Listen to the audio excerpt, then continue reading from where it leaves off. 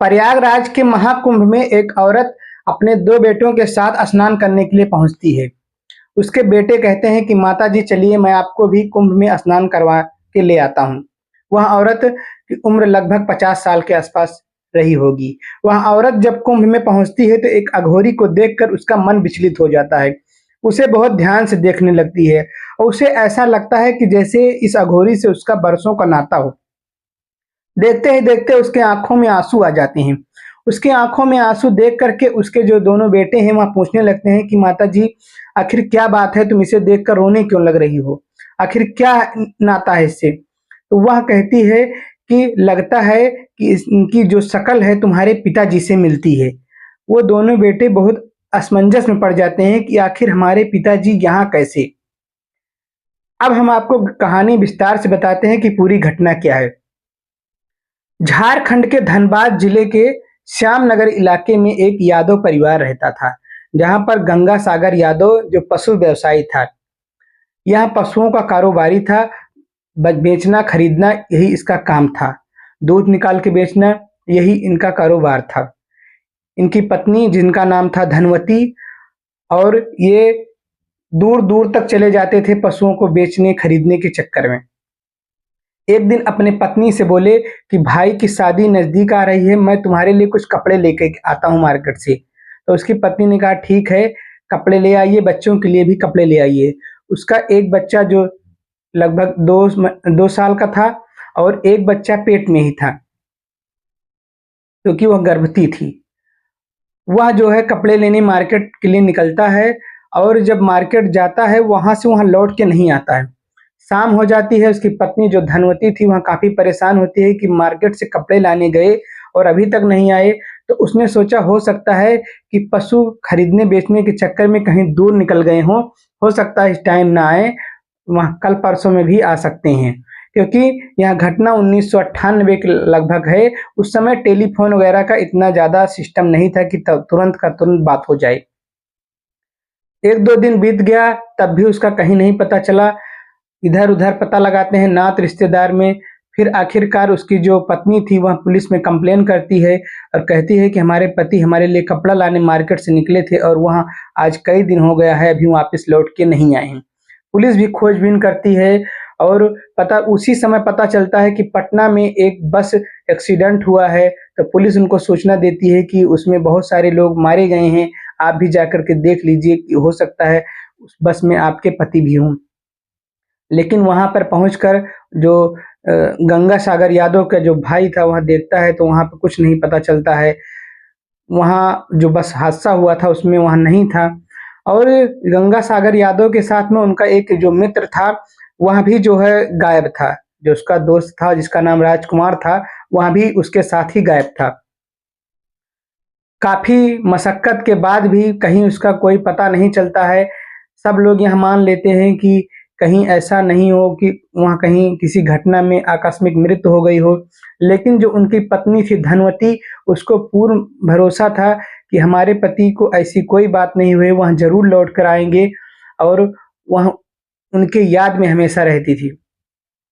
समय बीतता गया, समय बीतता गया, लेकिन जो है वह एक आस मन में लेकर के जिंदा थी कि कहीं न कहीं हो सकता है किसी दिन उनकी मुलाकात उनके पति से हो। इधर इनके जो दोनों बेटे थे वह धीरे-धीरे बड़े हो गए। उसके बाद में लगभग इस घटना को 27 साल बीत गए। 27 साल के बाद यूपी के प्रयागराज में महाकुंभ का आयोजन हुआ। महाकुंभ का आयोजन हुआ तो जो बेटे थे दोनों वह अपनी माता से कहते हैं कि माता जी चलिए हम आपको प्रयागराज में दर्शन करवा लाते हैं और संगम में डुबकी भी लगवा आते हैं। वह औरत कहती है ठीक है, जब आप दोनों कह ही रहे हो तो चलो हम प्रयागराज घूम के ही आते हैं। उसके बाद में घर से निकल लेते हैं और प्रयागराज पहुंचते हैं। जब प्रयागराज पहुंचते हैं तो वहां पर वह औरत जो है मेला घूमने लगती है और वही मेले में ही एक अघोरी को देखती है। एक अघोरी को देख करके वह वहीं रुक जाती है और बड़े ध्यान से उसको देखने लगती है। उसको ऐसा लगता है कि यह अघोरी कोई और नहीं उसका पति है जो 27 साल पहले बिछड़ गया था, कहीं चला गया था। वह बड़े ध्यान से उसको देखने लगती है और यही सोचती है कि ये हमारे पति ही हैं। जब एक ही जगह पे रुककर वहाँ उसे देखने लगती है, तो वहाँ बेटे उनके पूछते हैं कि आखिर माँ बड़े ध्यान से इनको क्यों देख रहे हो? क्या बात है? इतना बोलते ही वह औरत रोने लगती है और कहती है कि इनकी शक्ल तुम्हारे पिताजी से मिलती है। तुम्हारे पिताजी जैसे है, कहीं न कहीं ये तुम्हारे पिताजी हैं। यह सुनकर वह दोनों लड़कों को जो है बहुत आश्चर्य होता है कि हमारे पिताजी इस वेशभूषा में और यहाँ पर यह कैसे हो सकता है? वह औरत कहती है नहीं, यहाँ तुम्हारे पिताजी हैं। देखते ही देखते वहाँ पर काफ़ी भीड़ इकट्ठा हो जाती है।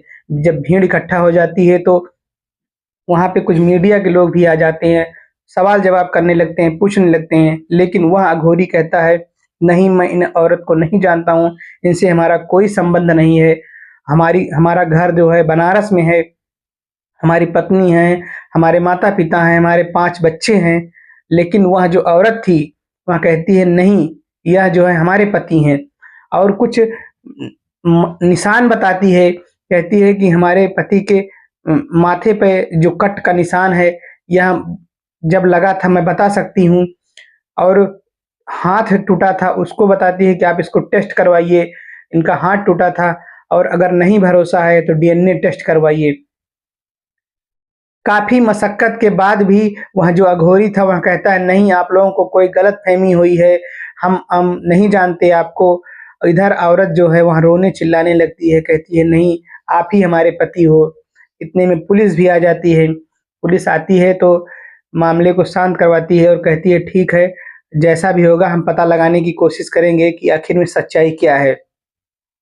वहाँ जो अघोरी था वह कहता है कि हम लगभग 20 साल तक अपने घर पर ही तपस्या किए हैं, साधना किए हैं और उसके बाद में हमने इस रूप को धारण किया है। हमें संसार से कोई मोह माया नहीं है, हम तुम्हें नहीं जानते हैं।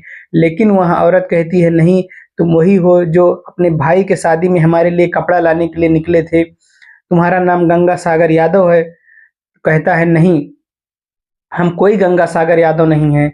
वह औरत कहती है तुम्हारे ही बच्चे हैं, अगर नहीं हो तो डीएनए टेस्ट करवा लीजिए। लोगों में एक अजीब चर्चा होने लगती है कि आखिरकार की यह औरत कैसे इसका मिलन हो गया, और सबसे जो रोचक बात थी, उस औरत ने अभी उसके नाम का सिंदूर लगाना छोड़ा नहीं था, क्योंकि घटना को 27 साल लगभग हो गए थे। आखिर उसके मन में कुछ भी तो चल रहा था जिसकी वजह से वह सिंदूर लगा रही थी। उसको ऐसा लग रहा था कि उसके पति ज़िंदा हैं और आखिरकार आज उसके दर्शन भी हो गए, मुलाकात भी हो गई। लेकिन जो वह उसका पति था गंगा सागर यादव जिसे कह रही थी, वह मानने को तैयार नहीं था। वह बार-बार यही कह रहा था कि हमारे जो है हमारा घर बनारस में है, हमारे 5 बच्चे हैं, हमारे माता-पिता हैं। इन सारी बातों को भी उनके जो दोनों बच्चे थे, उस औरत के दोनों बच्चे थे, बड़े ध्यान से सुन रहे थे। वह ध्यान से जब सुन रहे थे तो उन्होंने कहा ठीक है, इसका फैसला ऐसे नहीं होगा। अगर तुम हमारे पिताजी नहीं हो, तुम कह रहे हो कि हम तुम्हारे पिताजी नहीं हैं, हम तुम्हारे बच्चे भी नहीं हैं। तो जो तुम्हारे बच्चे हैं, जो तुम्हारे माता-पिता हैं, आप मुझे उनसे मिलवाइए। हम उनसे मिलने के बाद ही अपने आप को तसल्ली देंगे और अपने माताजी को तसल्ली देंगे कि यहाँ तुम्हारे पिता नहीं हैं और ये ना तो पति हैं। उनकी बात सुनकर सभी ने कहा हाँ, यह बात सही है, पुलिस भी इस पर मान गई कि हाँ, बात सही है। लेकिन जो वहाँ अघोरी था वहाँ आनाकानी करने लगा, कहने लगा कि नहीं, मेरे पास इतना टाइम नहीं है, मैं संसार से दूर जा चुका हूँ, मुझे इससे कोई मतलब नहीं है।